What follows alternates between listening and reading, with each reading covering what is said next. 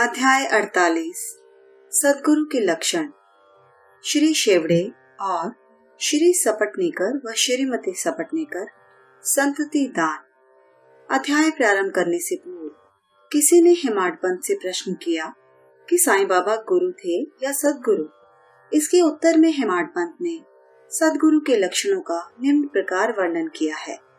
सद्गुरु के लक्षण: जो वेद और वेदांगत तथा 6 शास्त्रों की शिक्षा प्रदान करके ब्रह्म विषयक मधुर व्याख्यान देने में पारंगत हो तथा जो अपने श्वासोच्छ्वास क्रियाओं पर नियंत्रण कर सहज ही मुद्राएं लगाकर अपने शिष्यों को मंत्रोपदेश दे, निश्चित अवधि में यथोचित संख्या का जाप करने का आदेश दे और केवल अपने वाक चातुर्य से ही उन्हें जीवन के अंतिम ध्येय का दर्शन कराता हो तथा जिसे स्वयं आत्म साक्षात्कार न हुआ हो वह सद्गुरु नहीं, वरन जो अपने आचरणों से लौकिक व पारलौकिक सुखों से विरक्ति की भावना का निर्माण कर हमें आत्मानुभूति का रसास्वादन करा दे तथा जो अपने शिष्यों को क्रियात्मक और प्रत्यक्ष ज्ञान करा दे, उसे ही सद्गुरु कहते हैं।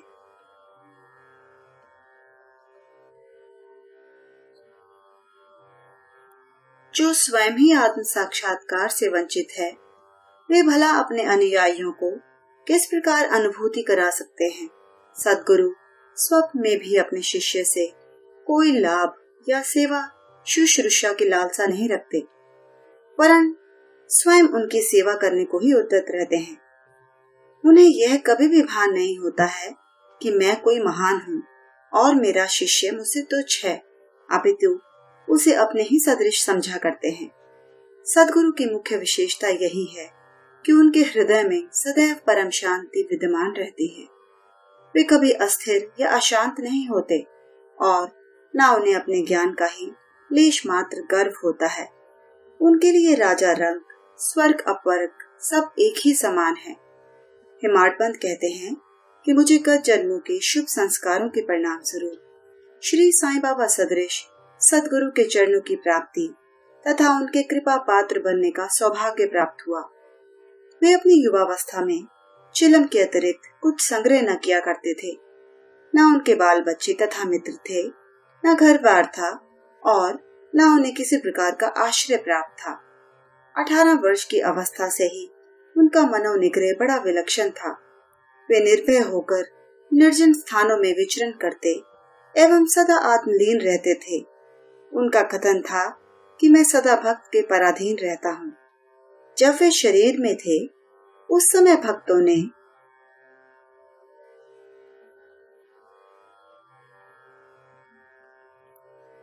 जो अनुभव किए, उनके समाधिस्थ होने के पश्चात आज भी जो उनके शरणागत हो चुके हैं, उन्हें उसी प्रकार अनुभव होते हैं।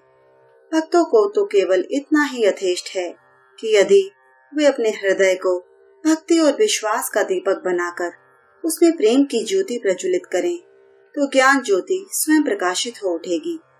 प्रेम के अभाव में शुष्क ज्ञान व्यर्थ है। ऐसा ज्ञान किसी को भी लाभप्रद नहीं हो सकता। प्रेम के अभाव में संतोष नहीं होता। इसीलिए हमारा प्रेम असीम और अटूट होना चाहिए। प्रेम की कीर्ति का गुणगान कौन कर सकता है, जिसकी तुलना में समस्त वस्तुएं तुच्छ जान पड़ती हैं। प्रेम रहित पठन पाठन सब निष्फल है। प्रेमांकुर के उदय होते ही भक्ति, वैराग्य, शांति और कल्याण रूपी संपत्ति सहज ही प्राप्त हो जाती है। जब तक किसी वस्तु के लिए प्रेम उत्पन्न नहीं होता, तब तक उसे प्राप्त करने की भावना ही उत्पन्न नहीं होती। इसीलिए जहाँ व्याकुलता और प्रेम है, वहाँ भगवान स्वयं प्रकट हो जाते हैं। भाव में ही प्रेम अंतर्निहित है और वही मोक्ष का कारणीभूत है। यदि कोई व्यक्ति कलुषित भाव से भी किसी सच्चे संत के चरण पकड़ ले, तो भी यह निश्चित है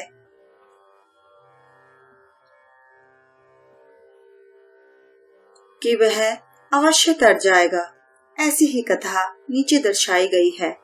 श्री शेवड़े अक्कलकोट के श्री सपटनेकर वकालत का अध्ययन कर रहे थे। एक दिन उनकी अपने सहपाठी श्री शेवड़े से भेंट हुई। अन्य और भी विद्यार्थी वहां एकत्रित हुए और सबने अपनी अपनी अध्ययन संबंधी योग्यता का परस्पर परीक्षण किया। प्रश्नोत्तरों से विदित हो गया कि सबसे कम अध्ययन श्री शेवड़े का है और वे परीक्षा में बैठने के अयोग्य हैं। जब सब मित्रों ने मिलकर उनका उपहास किया, तब शेवड़े ने कहा कि यद्यपि मेरा अध्ययन अपूर्ण है, तो भी मैं परीक्षा में अवश्य उत्तीर्ण हो जाऊंगा। मेरे साईं बाबा ही सबको सफलता देने वाले हैं। श्री सपटनेकर को यह सुनकर आश्चर्य हुआ और उन्होंने श्री शेवड़े से पूछा कि ये साईं बाबा कौन है जिनका तुम इतना गुणगान कर रहे हो। उन्होंने उत्तर दिया कि वे एक फकीर हैं जो शिरडी की एक मस्जिद में निवास करते हैं। वे महान सत्पुरुष हैं। ऐसे अन्य संत भी हो सकते हैं, परंतु वे उनसे अद्वितीय हैं। जब तक पूर्व जन्म के शुभ संस्कार संचित ना हो, तब तक उनसे भेंट होना दुर्लभ है।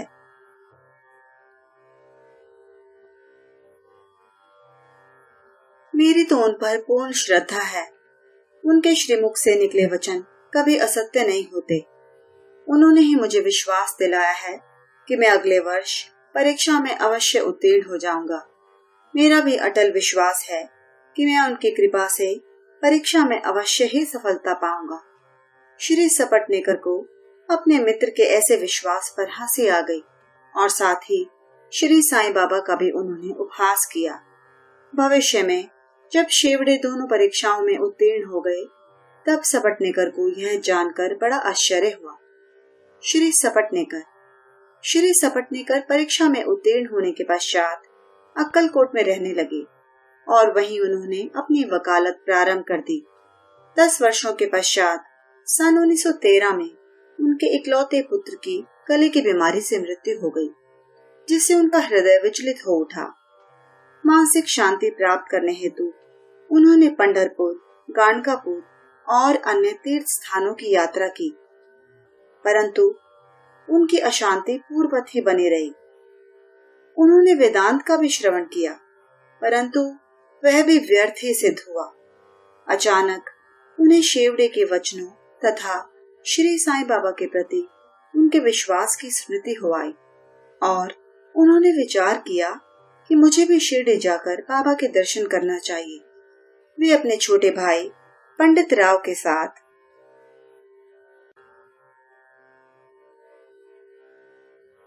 शिरडी आए। बाबा के दर्शन कर उन्हें बड़ी प्रसन्नता हुई। जब उन्होंने समीप जाकर नमस्कार करके शुद्ध भावना से श्रीफल भेंट किया, तो बाबा तुरंत क्रोधित हो उठे और बोले कि यहाँ से निकल जाओ। सपटनेकर का सिर झुक गया और वे कुछ हटकर पीछे बैठ गए। वे जानना चाहते थे कि किस प्रकार उनके समक्ष उपस्थित होना चाहिए। किसी ने उन्हें बाला शिंपी का नाम सुझा दिया।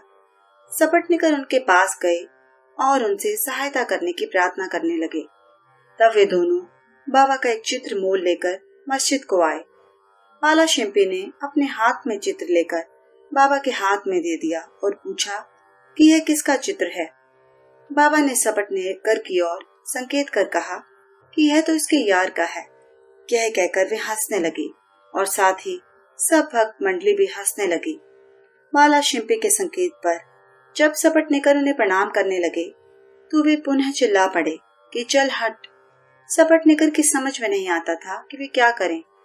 तब वे दोनों हाथ जोड़कर प्रार्थना करते हुए बाबा के सामने बैठ गए, परंतु बाबा ने उन्हें तुरंत ही बाहर निकलने की आज्ञा दी।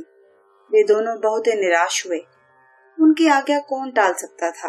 आखिर सपटनेकर खिन्न हृदय से शिरडी से वापस चले आए। उन्होंने मन ही मन प्रार्थना की कि हे साईं, मैं आपसे दया की भिक्षा मांगता हूँ। कम से कम इतना ही आश्वासन दे दीजिए कि मुझे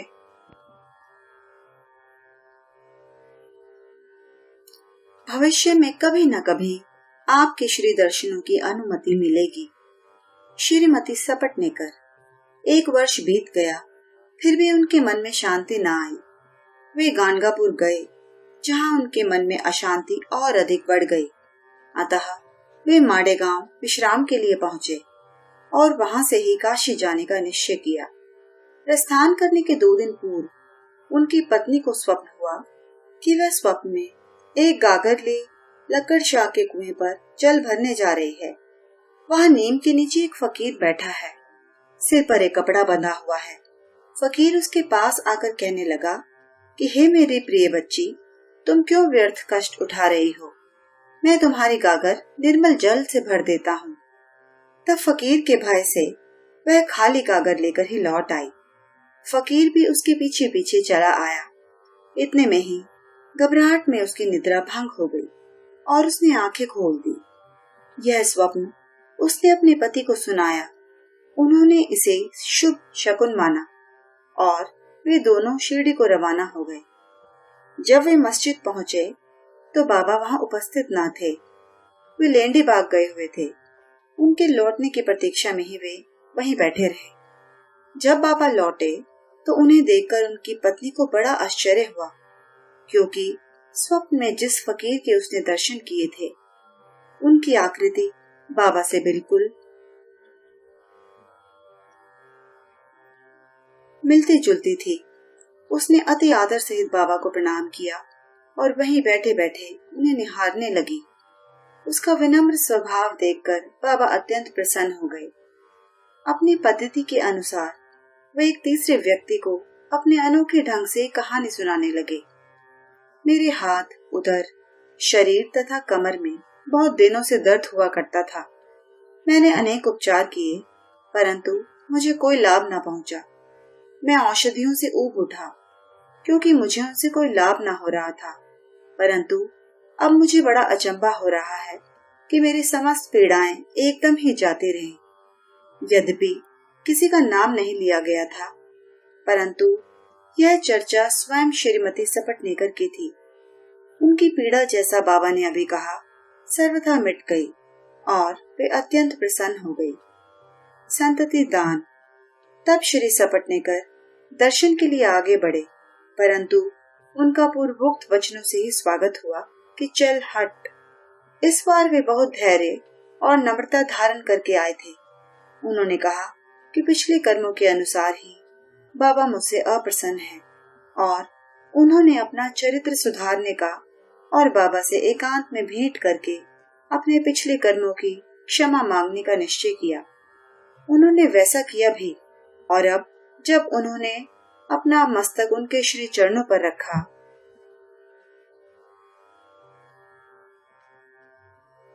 तो बाबा ने उन्हें आशीर्वाद दिया। अभी सपटनेकर उनके चरण दबाते हुए बैठे ही थे कि इतने में गडेरे नाई और बाबा की कमर दबाने लगी। तब वे सदैव की भांति एक बनिए की कहानी सुनाने लगी। जब उन्होंने उसके जीवन के अनेकों परिवर्तन तथा उसके इकलौते पुत्र के मृत्यु का हाल सुनाया तो सपटनेकर को अत्यंत आश्चर्य हुआ कि जो कथा वे सुना रहे हैं वह तो मेरी ही है। उन्हें बड़ा अचंभा हुआ कि उनको मेरे जीवन की प्रत्येक बात का पता कैसे चल गया। अब उन्हें विदित हो गया कि बाबा अंतर्यामी हैं और सबके हृदय का पूरा पूरा रहस्य जानते हैं। यह विचार उनके मन में आया ही था कि गडरिन से वार्तालाप चालू रखते हुए बाबा सपटनेकर की ओर संकेत कर कहने लगे कि यह वाला आदमी मुझ पर दोषारोपण करता है कि मैंने ही इसके पुत्र को मार डाला है। क्या मैं लोगों के बच्चों के प्राण हरण करता?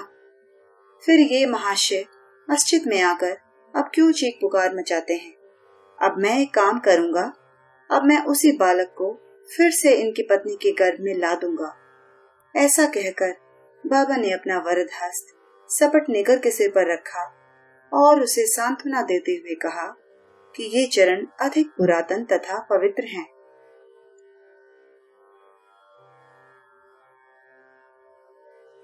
जब तुम चिंता से मुक्त होकर मुझ पर विश्वास करोगे तभी तुम्हें अपने ध्येय की प्राप्ति होगी। सपटनेकर का हृदय गदगद हो उठा।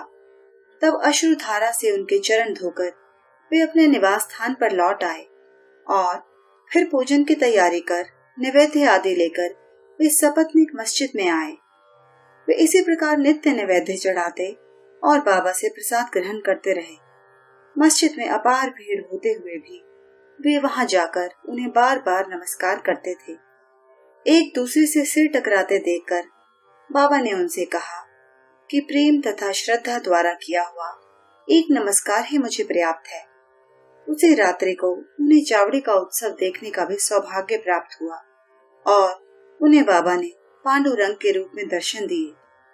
जब वे दूसरे दिन वहां से प्रस्थान करने लगे तो उन्होंने विचार किया कि पहले दक्षिणा में बाबा को 1 रुपया दूंगा। यदि उन्होंने और मांगे तो अस्वीकार करने के बजाय 1 रुपया और भेंट में चढ़ा दूंगा। फिर भी यात्रा के लिए शेष द्रव्य राशि पर्याप्त होगी। जब उन्होंने मस्जिद जाकर बाबा को 1 रुपया दक्षिणा दी तो बाबा ने भी उनकी इच्छा जानकर 1 रुपया उनसे मांगा। जब सपटनेकर ने उसे सहर्ष दे दिया तो बाबा ने भी उन्हें आशीर्वाद देकर कहा कि यह श्रीफल ले जाओ और इसे अपनी पत्नी की गोद में रखकर निश्चिंत होकर घर जाओ। उन्होंने वैसा ही किया और 1 वर्ष के पश्चात ही उन्हें एक पुत्र प्राप्त हुआ। 8 मास का शिशु लेकर वह दंपत्ति फिर शिरडी को आए और बाबा के चरणों पर बालक को रखकर फिर इस प्रकार प्रार्थना करने लगे कि हे श्री साईनाथ, आपके ऋण हम किस प्रकार चुका सकेंगे। आपके श्री चरणों में हमारा बार बार प्रणाम है। हम दीनों पर आप सदैव कृपा करते रहिएगा, क्योंकि हमारे मन में सोते जागते हर समय ना जाने क्या क्या संकल्प विकल्प उठा करते हैं। आपके भजन में ही हमारा मन लीन हो जाए, ऐसा आशीर्वाद दीजिए। उस पुत्र का नाम मुरलीधर रखा गया। बाद में उनके 2 पुत्र भास्कर और दिनकर और उत्पन्न हुए। इस प्रकार सपटनेकर दंपत्ति को अनुभव हो गया कि बाबा के वचन कभी असत्य और अपूर्ण नहीं होते। श्री सद्गुरु साईनाथ अर्पणमस्तु। शुभम भवतु।